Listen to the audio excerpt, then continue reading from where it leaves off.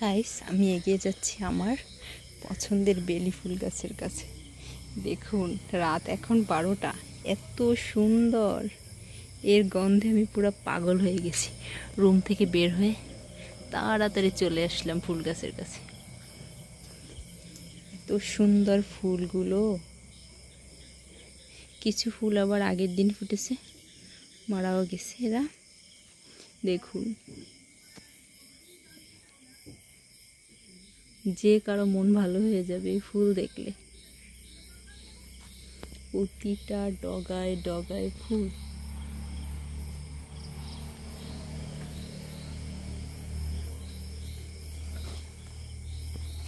দেখুন গাইস, কিছু ফুল নিচে আবার টুপকি খেয়ে পড়ে গেল। এটা দেখুন কি সুন্দর।